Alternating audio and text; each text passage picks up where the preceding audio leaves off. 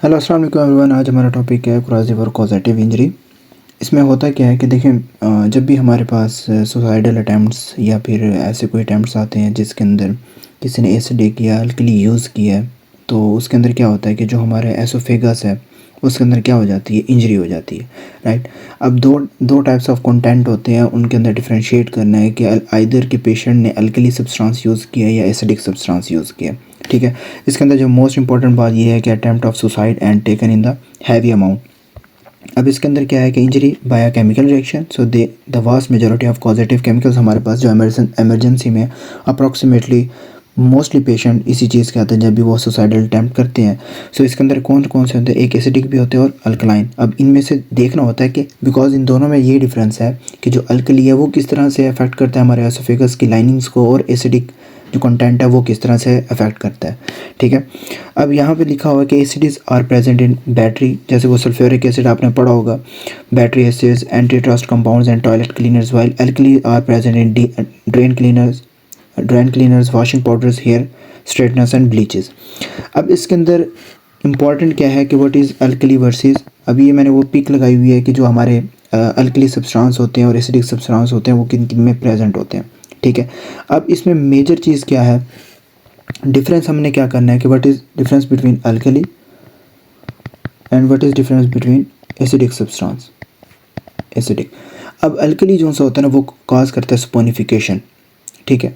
क्या कॉज करता है, स्पोनिफिकेशन। ठीक है।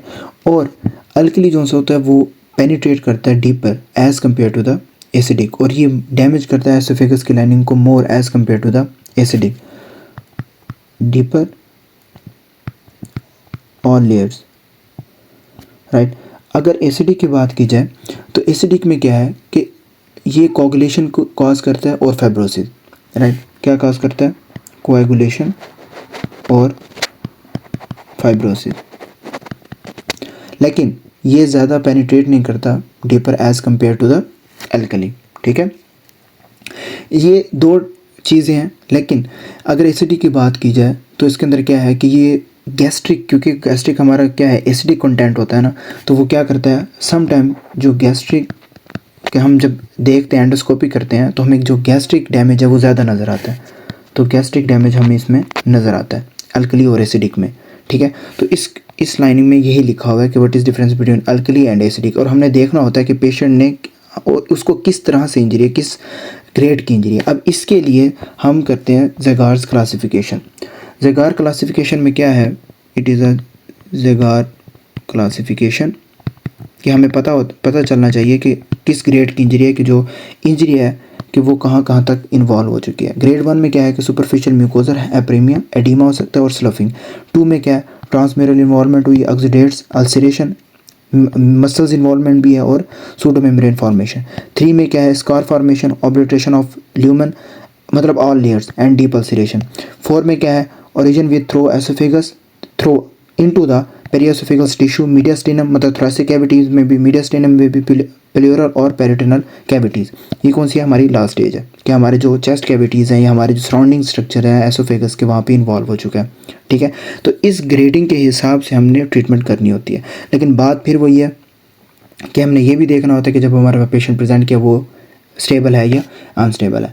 अगर हम इसके क्लिनिकल फीचर्स की बात की जाए, अगर क्लिनिकल फीचर तो इसमें क्या होगा, एपिगैस्ट्रिक हमारा पेन हो सकता है, इसके अलावा हमारे स्ट्राइडर हो सकता है, हॉर्सनेस ऑफ वॉइस हो सकती है। ठीक है। अगर लेरेंजाइटिस इन्फ्लेमेशन ऑफ लैरिंक्स हो गया है इन केस, तो उसके अंदर क्या हो सकता है, हमें हमारी परफोरेशन हो सकती है जिसकी वजह से। राइट। और क्या है, इसके अलावा क्या है कि हमें इसमें हाइपोटेंशन हो सकती है, फीवर है, चेस्ट पेन, तो इसमें क्या है ये सारी क्लिनिकल फीचर्स आ सकते हैं। अगर हम इसकी मैनेजमेंट की बात करें ना, ये ऊपर तो इसके क्लिनिकल फीचर्स लिखे हुए हैं यहाँ पे। ठीक है। अगर हम इसकी मैनेजमेंट की बात की जाए, पहले तो करना रिससिटेशन। अब इसके अंदर वैसे ही वो फार्मूला अप्लाई होना है कि हमने 48 आवर्स तक, आवर्स से पहले 48 आवर्स से पहले उसका मैनेजमेंट करनी है। लेकिन हमने जब एंडोस्कोपी करनी है, तो हमने जब अर्ली स्किल्ड एंडोस्कोपी करनी है तो हमने बहुत देखभाल के करनी है कि जब पेशेंट स्टेबल हो जाए। क्या करनी है हमने, अर्ली एंडोस्कोपी जब हमने करनी है तो कैसे करनी है कि जब हमारा पेशेंट क्या हो जाए, स्टेबल हो जाए। ठीक है। इससे पहले हम नहीं कर सकते, क्योंकि जो हमारी जो लेयर्स होते हैं वो बहुत सॉफ्ट हो चुकी होती है। जो अगर जब भी हम अगर हम थोड़ी भी मिस स्किल्ड अगर हम एंडोस्कोपी करेंगे तो क्या हो जाएगी, मज़ीद परफोरेशन होने के चांसेस हो सकते हैं। Airway evolution and protection, fluid resuscitation, PPIs और H2 ब्लॉकर्स देंगे ताकि जो स्टोमी की प्रोडक्शन है, एसिडिक प्रोडक्शन है, वो क्या हो जाए, कम हो जाए। Nasogastric tube insertion should be avoided क्योंकि जो हमारी लेयर्स होती हैं वो क्या हो जाती हैं, सॉफ्ट हो जाती हैं। Role of neutralising agent is controversial. अब अगर हम फर्दर एवेल्यूशन की बात की जाए तो हम इसमें एक्सरे करेंगे, ठीक है। Chest is perform to check either air under the diaphragm की जो किस ग्रेड की, आपने वही ग्रेडिंग देखनी है ज़गार क्लासिफिकेशन के थ्रू कि जो हमारी जो परफोरेशन है वो कहाँ तक इन्वॉल्व हो चुकी है, आइदर कि वो मीडियास्टेनम हमारे जो लंग्स हैं या पेरोनल कैविटी है वहाँ तक इन्वॉल्व हुई है या नहीं हुई। एंडोस्कोपी करेंगे, should be perform with in the, और एंडोस्कोपी 12 to 24 आवर्स तक भी करेंगे क्योंकि हमने मैनेजमेंट 48 आवर्स से पहले करनी है। अदरवाइज़ क्या होगा, मज़ीद परफोरेशन होने के चांसेस हो सकते हैं कि मज़ीद जो कंडीशन है वो वर्स हो सकती है, ठीक है। अच्छा, endoscopy should be avoided between day 5 to 15 should be avoided.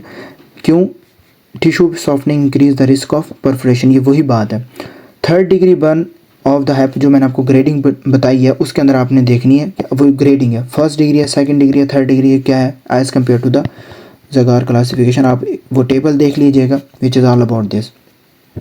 अब इसके अंदर अगर आप मैनेजमेंट की बात की जाए तो हम इसमें मैनेज कैसे करेंगे पेशेंट को जब भी हमारे पास आएगा। तो इसके अंदर हमने एज़ कम्पेयर टू जिस तरह आप आया पहले तो IV फ्लूइड्स वगैरह दिए, पेन मैनेजमेंट की, ठीक है। अगर हम सर्जिकल की बात की जाए वैसे तो हम करेंगे रेगुलर डेलिटेशन, क्या करेंगे, रेगुलर डेलिटेशन। इसके अलावा अगर फॉर एग्ज़ाम्पल अगर उसको आराम नहीं आ रहा या कोई और कंडीशन है तो हम क्या करेंगे, एसोफेजेक्टोमी। क्या करेंगे हम, oesophagectomy which is the long complete strictures. In condition of long complete strictures हम क्या कर लेंगे, एसोफेजेक्टोमी। और अगर वैसे है, अगर नॉर्मल अगर उसे हम IV फ्लूइड्स दे रहे हैं, कोई और कंडीशंस है, लेकिन मोस्ट प्रोबेबली क्या है कि सर्जिकल ट्रीटमेंट ही होता है इसके अंदर, क्योंकि अगर ग्रेड के ऊपर डिपेंड करता है कि किस ग्रेड का जो सा है वो उसे इंजरी हुई है, राइट, कि ग्रेड 1 है, 2 है, 3 है या 4। आपने इस ज़गार्स क्लासिफिकेशन को सुपरफिशियली देख लेना है कि किस किस की कंडीशन किस किस में प्रेजेंट करती है, right. So this is all about the corrosive and caustic injury. Important इसमें क्या है कि एसिड वर्सेस अल्कली का डिफरेंस और उसके कौन कौन से कंटेंट आते हैं इसके अंदर, क्लिनिकल फीचर्स देख लेने हैं इसके अंदर, और इसके क्या देख लेना है आपने, इसकी मैनेजमेंट वगैरह देख लेने कि अर्ली क्या करते हैं। और मोस्ट इंपॉर्टेंट कि एंडोस्कोपी करनी कब है, एंडोस्कोपी करनी कब है। हमने 12 to 24 आवर्स से पहले भी नहीं, 48 आवर्स से पहले भी करनी और 12 to 24 आवर्स के दरमियान में करनी, जब पेशेंट क्या हो जाए, स्टेबल हो जाए और हमें प्रेजेंट हो कि हाँ अब जो सॉफ्ट टिश्यूज़ हैं वो it gonna stable, right. So this is all about the corrosive and caustic injury.